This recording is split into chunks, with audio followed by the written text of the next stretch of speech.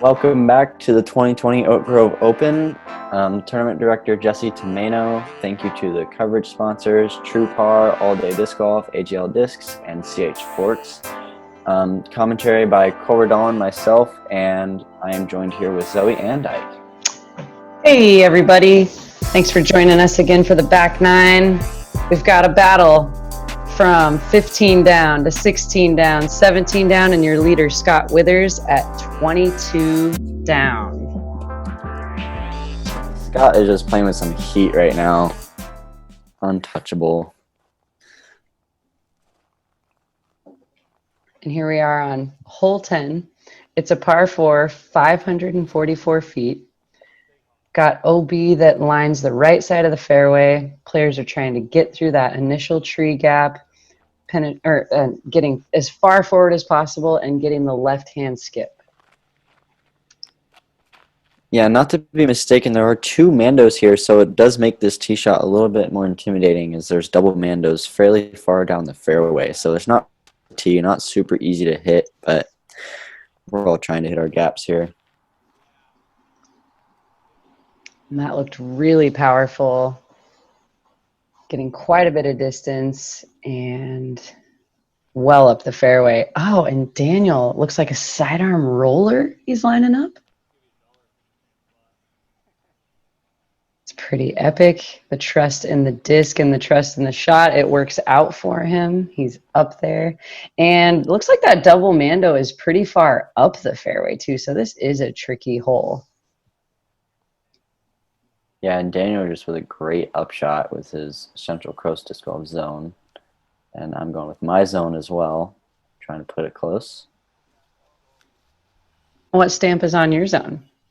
Mine is the Brian Earhart Tour Series 2020 zone, and that I love that thing. It's so nice. It's so pretty. Those Tour Series stuff from Discraft. And just tie with his West Side Discs Anvil. Just spiking it right under the bucket.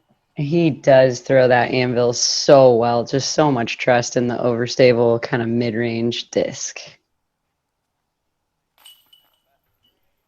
And we've got Daniel again dialed in on those putts in the heart. Looking good. We might have missed Scott's upshot, but of course, another birdie.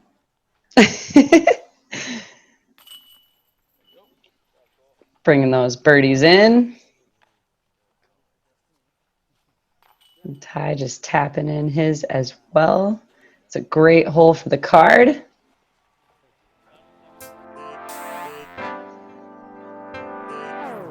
Love to hear that. Gobble gobble usually, but oh, there it is for the star frame. Gotta love that. Everybody's smiling and feeling good about a star frame. Yeah, very positive vibes on the card. Super fun playing with all these guys. It was just a great time, regardless of how everyone was playing.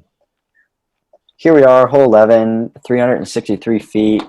Just a bomber beforehand. Scott just, oh my goodness, flashing chains there. Oof. But he's going to be about 15 to 20 feet.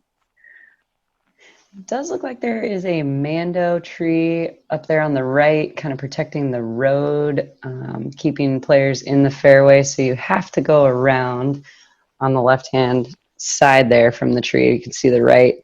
It's got a ribbon tied, but a lot of players are throwing sidearm. Cole's going backhand turnover, it looks like here.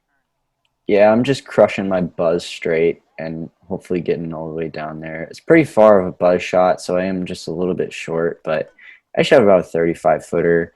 And Ty went with it with his Explorer, and I'm not sure how far he'll be, but he's up there for sure. Daniel just crushes this. Yeah, it gets through. There's a putt right there. Looks like a pretty controlled set of tee shots there. Looks like Ty actually hit something. It's a little further back than I thought he would be. Yeah, me too. I was definitely a jump putt he had to line up. Ooh, and on the other side of the fence here, cutting off some of the swinging room, but still managing to make the putt. Epic birdie. Sweet moves jumping over the fence. Yeah, very impressive putt by Daniel there. No easy task to get over an obstacle directly in front of you. I left mine just a little bit low. Just a little low. The sound none of us like to hear, but looks like it'll stay right underneath the basket for the cleanup par. Oh, that Ty just same. not really feeling the green today. Very uncharacteristic from him. He has a really good putter. That's what Really I was good. gonna say too. Out of character, really, for from what I know of Ty's game. Super solid putter. Oh, that's weird. Wait, did Scott get another birdie? Yeah. I was kind of kidding there, but that was a great hole there for Scott. Oh my goodness. Uh, so Scott. Ty, unfortunately, taking one stroke there with his bogey to move him back to 16. Still a super tight race. These guys are giving it everything they've got. I want to remind everybody too that Cole and Ty, I think at this time are 15 years old, now 16, playing on top card in the final round here. Scott Withers and Daniel Kitchen. Oh, and we are Yeah, on 12. I'm sorry. It's a par three, 389 feet. If you can see that basket up on the stump, this is what I like to call a Goliath basket, pretty high up in the air. Got a yeah, good shot shape and disc selection just to get yourself a good chance for a putt close to this basket. and I also just want to bring up Daniel's also a fairly young player too, out of Portland State University. He is 19 or 20 years old, I believe, but he's also out there killing it. Wow, the young talent here in Oregon, playing these summertime Oregon B tiers and tournaments, gaining all the experience they can, and finding themselves on top card is really, really cool. It's fun to Yeah, watch, that's for sure. it was really funny before we started the round. Scott was just like, "Well, it looks like I'm the babysitter today." A little bit of a tester here, and it looks like he's playing a smart play. Again, this is a tricky green just because of the basket location. So that was a smart play by Ty there. Yeah, Ty got a bad kick off the base of a tree there, so it kind of shoved him all the way right, but it was a good shot. And then Daniel and Scott making the smart play, just laying up. I'm just outside the circle here, trying to put it in a Giving it little a left side. chance. Now, stay. Now, what are you doing now, putter? Hey, what? Nobody said that was okay, putter. Yeah, that was really unfortunate. No, because you had a very controlled pocket speed bid there. Sometimes, though, oh, look at that comebacker. Nice work, Cole. Way to have full confidence and not let that roll away even come close to touching your mental game. Yeah, I always like to make a deal with myself, and I encourage other people to make this deal with yourselves too. If you're gonna run a putt, accept the consequences and just already know that you're gonna make the comebacker. It's really important. Helps me a lot, but you can do it too. Yes. Oof. Thanks for sharing that tip, Cole. I think everyone can use it. Everybody see how tall that basket was? I loved looking at Ty's face right after that. That tap-in was not easy. It was stressful just simply due to the basket's location.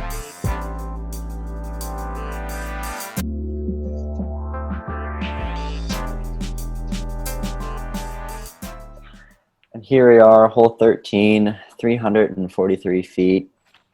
This is a really awkward hole. It's like right. It's pretty dead straight, kind of a lower ceiling, but it's like right in between a fairway driver and a mid range. So Scott, I think, is going with a TO3 there, kind of a 7 speed, I believe.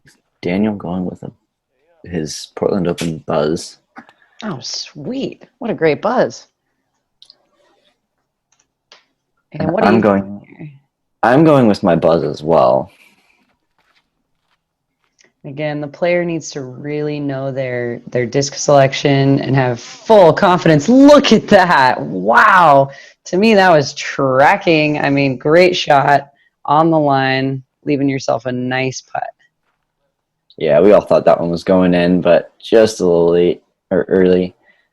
You can see that one sinks Ty to his knees because, I mean, it had plenty of power, good release, just got clipped a little unlucky. He's giving it a big bid, landing safely back there for his par bid. Here's Daniel from like 60 or 70 feet. Just no problem. What? I love that you could give us a little reference there. And I mean, obviously, we're watching him jog it in. Big putt. Let's check out this replay. That is insane. Like, what did I tell you? Always hits dead center. Look at that. Boom. So perfect. Yeah, and the crowd goes wild.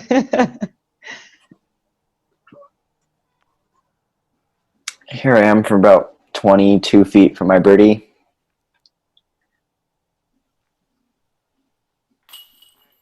The rhythm, the routine, the cash in. That's what we like to see. That's a good birdie there.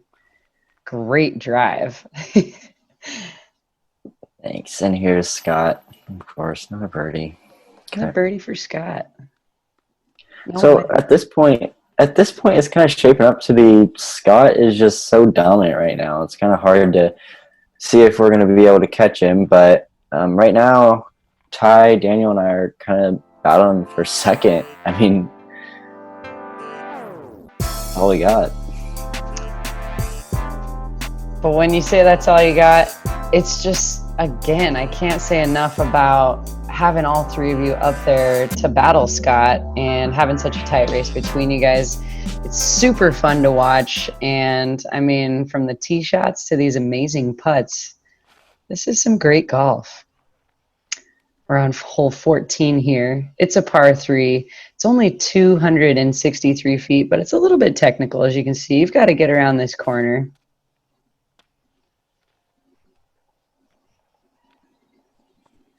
Hoping for a little bit of ground action, but I'm not sure how far that one actually landed from the basket. Yeah, Scott's was really perfect. Daniel pushed his a little far, as I am as well. This is, oh my goodness, there's a walker back Oof. there. It's never a comforting thing when you see him after you release the disc, but thank goodness the path is well behind where the basket's at, hopefully. Ooh, that one looked to me like it was pretty good by Ty there. Oh, Touching like all parts of the basket. We haven't seen him miss a lot today, but that was a great bid.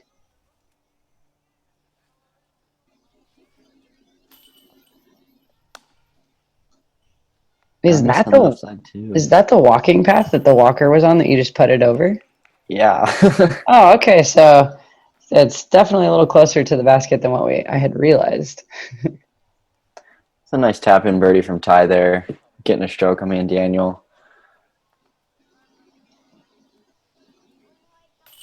And being on hole 14, that's given Ty some of those confidence boost. He's still got 4 more holes to try to make a little run at that second place finish.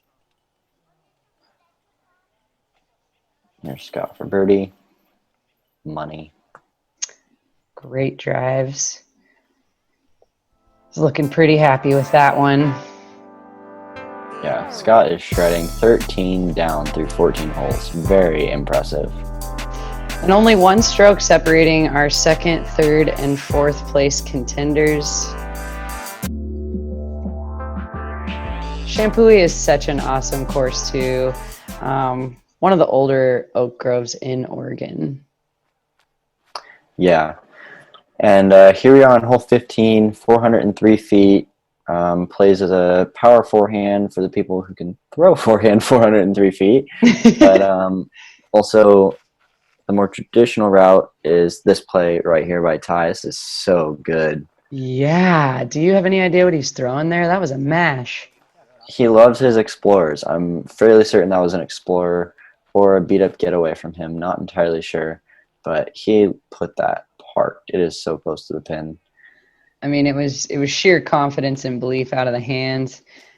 Looking like a pretty decent shot there from Daniel as well. It might have gone a little farther right than he wanted, but certainly given him a chance. Yeah, he flipped that over a little much, but he'll definitely have a putt at it. And I was super stoked with this out of my hand, but it clips that branch, and I'm left with a 90-footer. Ah. And Scott, as we could see, he was taken down a little bit early off a tree kick, so he's just going to have to play an upshot here, trying to just get as close to under the basket as possible. He's landing at the base of that tree. I don't think that tree is too awful far away from the basket, though. No, it's about 25 feet. Here's me from probably at least 100 feet trying to give that a bid. I do love that you're bidding 100-footers. And Oh, man. Yes. He's running that one into those big putts today. Let's check out the replay from Daniel Kitchens. he only missed 2 putts today. He is fire. So Kaboom. perfect. You can hear the excitement. I love this card. The energy is so good. And that was a pretty good up and down there, considering where Scott's kick was at. So par will be just fine. Look There's at Ty the with his, drive. yeah, that is so. Ty has so much control with that turnover flex shot. It makes me so jealous. Yeah, Ty. And I mean, that's 2 birdies in a row at this point. He's he's catching up. Daniel Kitchens also now has put himself tied for second place with you, Cole. Ty's only 1 stroke behind. I am like on the edge of my seat during this coverage. I hadn't had a chance to actually be at this tournament, like I had said earlier in the first half. I am loving watching these holes and the way you guys are playing them. Hole 16, 345, Ty off the tee box on this par 3. Gives it a pretty good mash. You can see the basket, and although I didn't see the disc come back, yeah, that's indicating out of bounds. That road that lines the right-hand side of the fairway is pretty close. Yeah, it was a really interesting release from Ty. I tried to ask him what happened, but he really didn't know. He kind of pulled his mid range out of his hand, and it just turned over out of bounds, which really stinks for him considering he's trying to make a move on Daniel and I. But I'm sure he'll get it back. He's a good player. Daniel going with the wide hyzer, Scott going up the middle.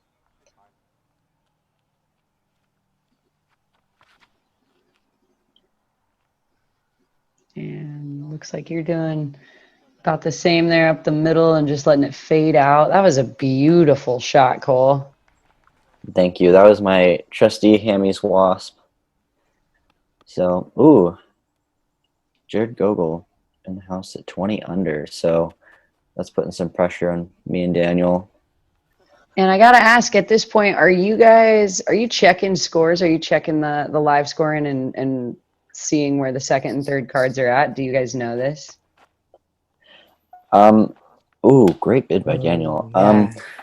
Regarding the live scores, I never check personally. I've not recently, at least. I haven't been checking scores during my rounds, so I don't know that Jared is at 20 under at this point. You don't know that you just tied Jared at 20 under, but that was a sweet birdie. Yeah. And That's great. For Ty, I know he does check scores sometimes. I'm not entirely sure what his routine is, and Daniel, I also don't know as well. But personally, for myself, I am not checking scores. I don't know where I'm at. So, and I kind of like that. Players are all or nothing with the checking of scores. I like the fact that you're confident in your game and you're just trying to play your specific game plan and stay confident with it. Sometimes it drives players, and sometimes it drives players crazy. So you just got to kind of know what's good for you. Got a par there for Daniel.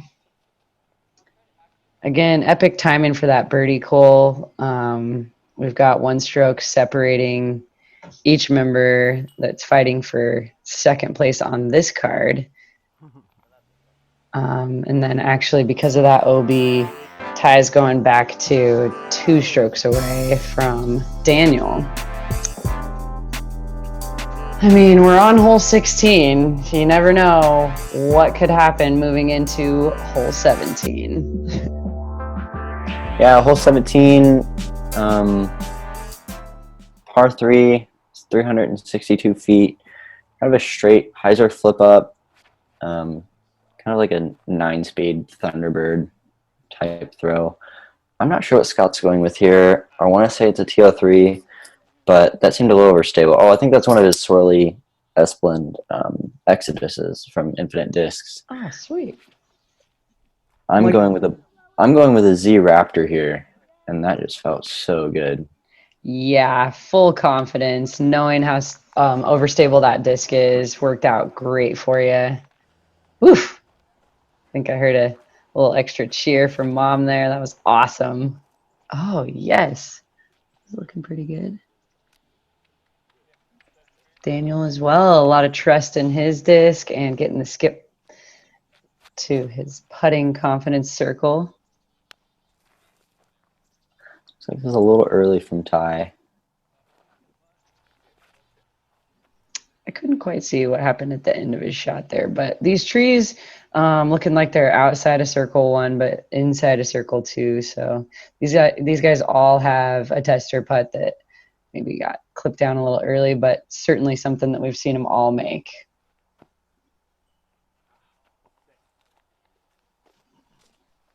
Scotty in that nice bid. Yeah, plenty of power there. Come on, Ty, lining up his signature stamp putter. Oh, that looked super good. Good form, good pocket speed, just a little bit wide. Oh man, right in the kind of the high heart there, but super in and loves the birdie. Yeah, great putt by Daniel to keep pace with me. Ty with his comebacker, cash. Awesome. That wasn't the easiest comebacker, and it was cashed in. Look at that. I like to see that smile.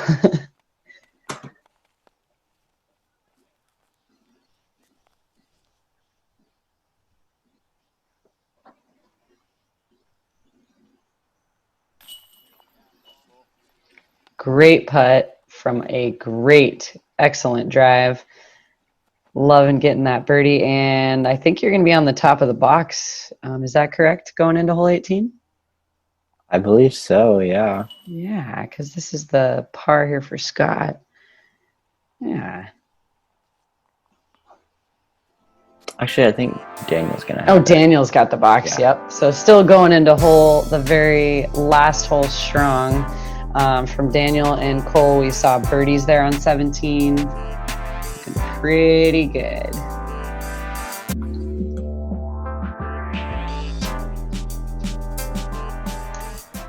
So here it is. Everybody's kind of doing the fist bumps. It's been a fun round. We've got such young talent. Cole does actually have the box here on hole 18. It's a par 3, 367 feet. What'd you throw here, Cole? I went with the same blue Raptor that I did in the last hole, and that came out just a little bit early, but I should be able to get up and down for my par, and Daniel just pures this. Very nice drive. You can see that basket hiding behind all the beautiful oaks there. A little bit of an elevated location there on the green.